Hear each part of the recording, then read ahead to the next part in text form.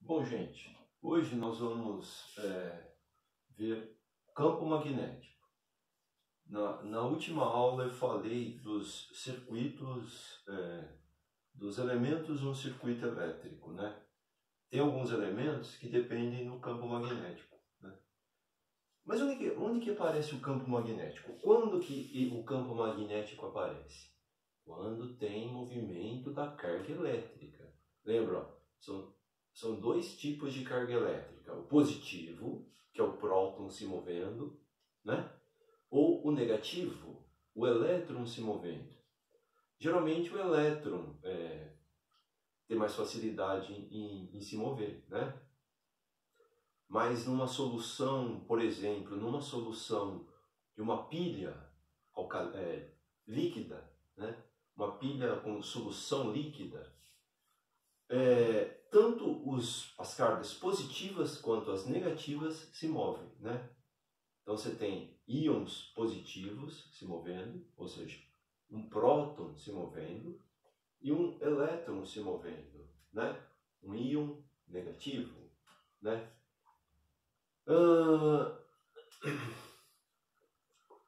Vamos falar hoje do campo magnético. O campo elétrico, gente, a carga está parada, tem campo elétrico, ponto, né? Tá parada, está estática, tem campo elétrico. O campo magnético não, o campo magnético aparece só quando ela está em movimento, tá? Vamos falar hoje do campo magnético de um fio, um condutor retilíneo, tá? Que é o mais básico. Aí, se você mudar o formato do fio, por exemplo, você enrola numa bobina, muda um pouquinho a expressão, tá? Então nós vamos falar do fio reto, tá? Então, imagina um condutor reto de cobre, de cobre que é mais. Então, imagina que que aparece uma corrente elétrica aqui, ó. Corrente elétrica e, bom, se tem corrente elétrica, tem movimento de elétrons, né? Ou prótons. No caso, num condutor sólido, né? É mais fácil os elétrons se moverem, né? Mas você tem você pode considerar os buracos, vazios, né, deixados pelos elétrons. Aí você tem um próton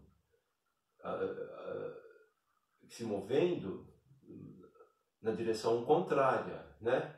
Mas para facilitar o nosso entendimento, né, vamos considerar a corrente elétrica para lá e, gente, ó, lembra da descoberta lá do pessoal do século XVIII, né, que eu falei, quando chegavam com uma bússola aqui, pô, eles não sabiam de onde vinha o campo magnético da Terra, né? E quando aproximavam a bússola aqui, descobriram um fenômeno que era exatamente parecido com o campo magnético, né? Então, ó, à medida que você se aproxima desse fio, o campo magnético fica mais intenso. Então, pertinho do fio, o campo magnético fica mais intenso. Mas veja que essa intensidade em qualquer lado que eu aproximo a bússola, a intensidade vai ser a mesma, né? Mantendo a distância, né? Então, imagina que você tem um raio aqui, ó, né? Em cima desse raio você anda com a bússola em torno do fio, né? Imagina o fio aqui, você anda em torno do fio, ó. O fio está aqui, você anda em torno do fio. Aí você aproxima, aumenta a intensidade, né? você se distancia, aumenta o raio, diminui a intensidade. Então, gente, ó, o campo magnético nós vamos chamar de B, tá? Todos os livros, os autores usam a letra B para falar de campo magnético. Bom, se aumentar a corrente, aumenta o campo magnético. Então, é diretamente proporcional. Então, depende da corrente elétrica. I, tá? E depende dessa circunferência do fio, essa circunferência imaginária do fio. Então, ó, eu me distancio do fio, diminui o campo magnético. Eu me aproximo do fio, aumenta o campo magnético.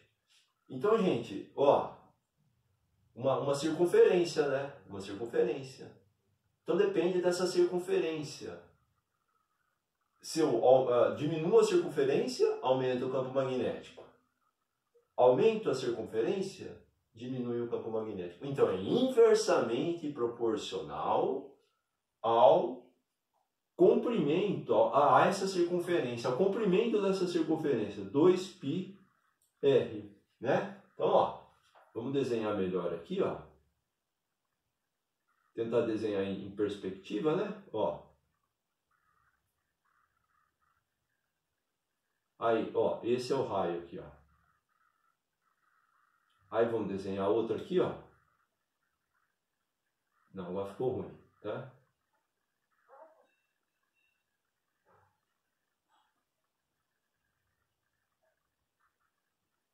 Esse é o outro raio. Aumentei o raio, diminui o campo magnético, né? Vou me distanciando do fio, eu vou diminuindo o campo magnético. Então, gente, 2πr é essa circunferência aqui, ó, tá? E depende também do meio que está esse fio, né? Então, depende de uma constante chamada permissividade magnética, μ, tá? Vou pôr desse lado aqui, ó, μ. Tá? Então, essa constante do meio que está inserido o fio. O I é uma constante, né? O I é a corrente elétrica, aumenta a corrente elétrica, aumenta o campo magnético. E depende também desse distanciamento do fio, tá? 2πr. Então, esse aqui, ó, é o campo magnético de um fio retilíneo, né?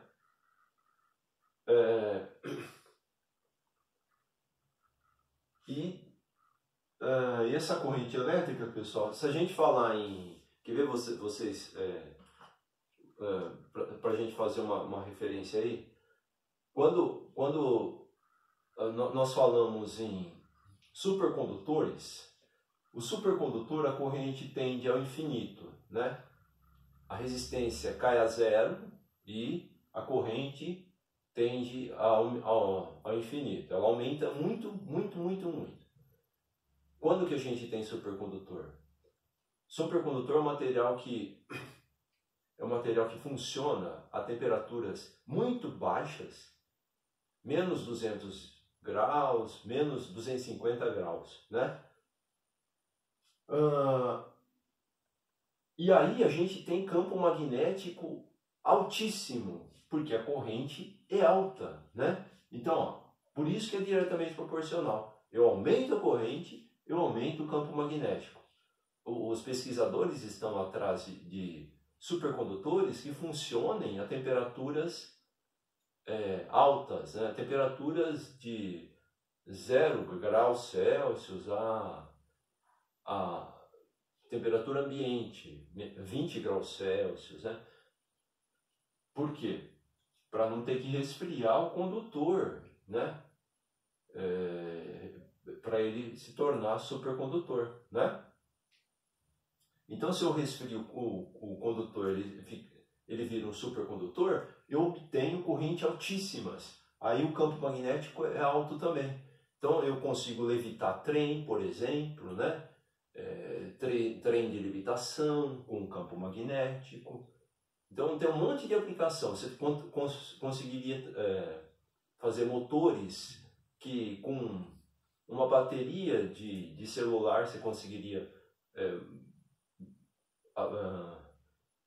manter um carro em movimento, né? Então, gente, ó, essa é a expressão para campo magnético, tá?